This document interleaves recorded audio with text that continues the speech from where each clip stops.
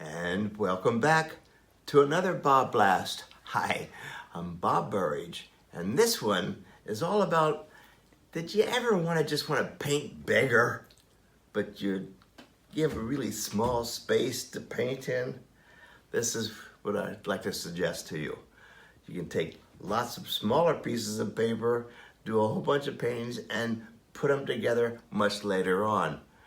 They're called, well, one painting is called a painting. When you put two pieces together, two panels together, it's called a diptych.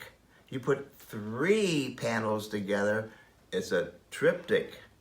You put four or more, what's it called? You'd be surprised. It's a polyptych, 4 or more panels. Okay, that was the educational part of this program, but let me show you what I do. I love to get two panels of paper and put them together.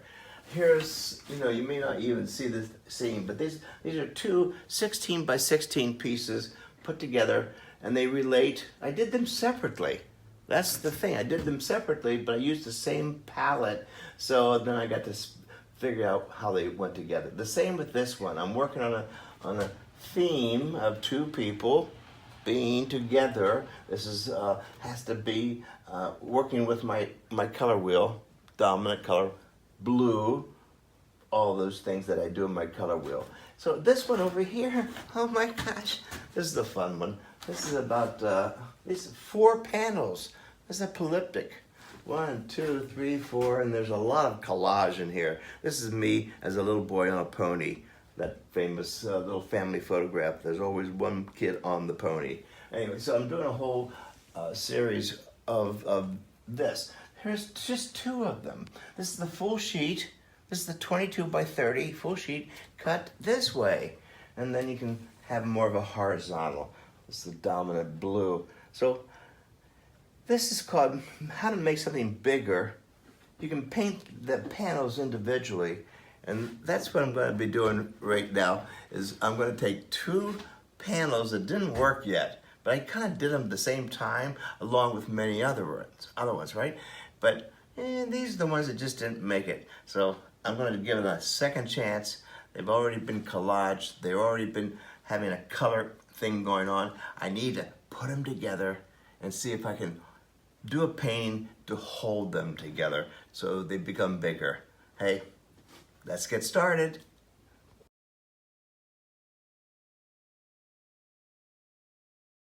So in order to make it a diptych, I've taken 2 of my panels that haven't quite yet worked, and here they are.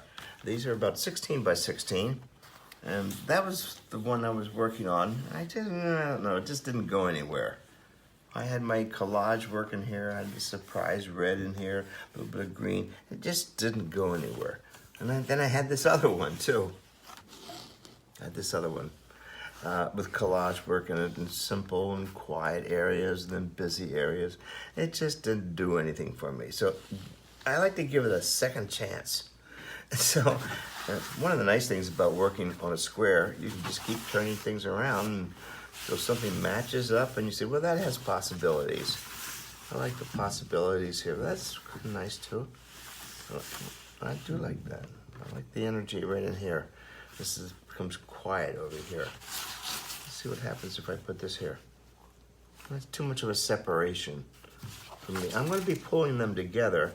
No, that's too separate. I like how that relates. Look how this comes together. So I look for things like that. All right.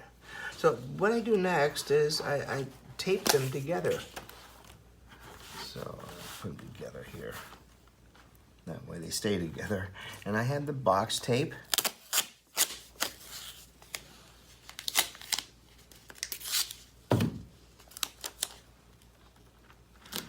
Right. That way they'll stay together. Now I get to play.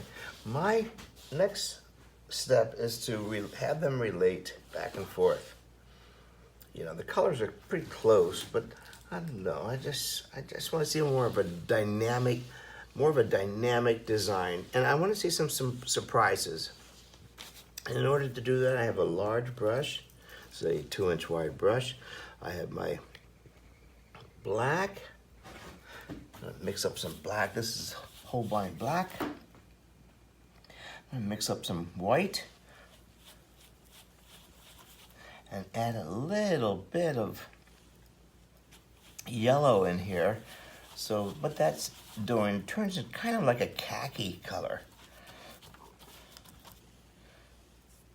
a neutral color. I'm adding more white. There we go. See how juicy I make it? I do my mixing out here, not on the painting. Oh, there's the color I'm looking for. There you go. And I would like to say, don't just put up with a color. Say, is that really the color you want? Oh, I like where it's going. This is a very strong graphic design. Yeah, this is a much better gray. I don't know if I like that green so much. So this is me playing. So also, I don't stay in one area too long. Otherwise, you'll find yourself tickling it to death.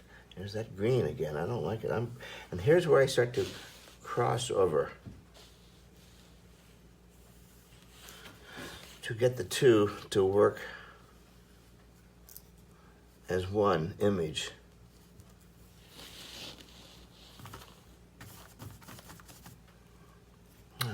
It's very graphic, isn't it? I like it. Ooh, see, I like this. One of the advantages of standing up when you're doing this is you can see the whole thing all together. Too much red now. I don't like the red down here. It's grabbing too much attention. I'll leave a little bit in there. I'm talking and painting at the same time. I do that just so you can kind of say, what's he thinking? I'm not thinking too much. It's mostly about, let's try this, let's try that, let's try this. Well, I do like this. It's really different. Wet the brush some more. Give myself some more of that color. More white. More white. A whole lot more white. I thought I had enough. There we go. I use a lot of white, which happens to be gesso. There we go, that's the color I'm looking for. Yeah, boy, I thought I liked that bluish gray before. I don't. So let's see if I can pull the two together. Like this. Oh, that's kind of nice. Wow. I like that shape. I mean, that's how I make my decision, just instantaneously. I don't kind of, wow, look at this. Now I'm gonna really clean this up a lot brighter. Make this part really simple. Almost pure white. Yeah. Just for variations. So we have quiet areas. I like where it's going.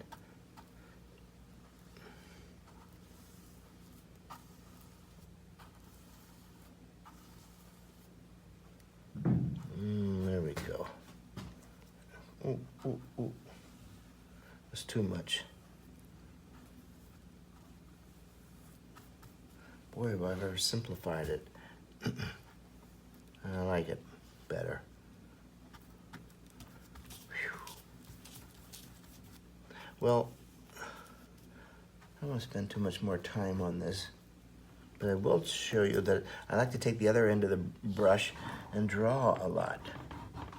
I love the draw. And what you're doing, you're really scraping, and it just adds another dimension. I just can't help but draw. Doing this kind of drawing, this kind of painting. And it also helps to hold the whole thing together too. You don't even realize you're looking at two separate pieces of paper after a while.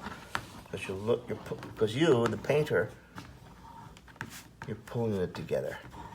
Well, I'm gonna stop at this point. I just wanted to have you take a look at how I like to take two pieces that just maybe didn't work out really well and give it another shot. The way I approach it this week, at least, is I try to find a neutral color and pull the two together and see what happens.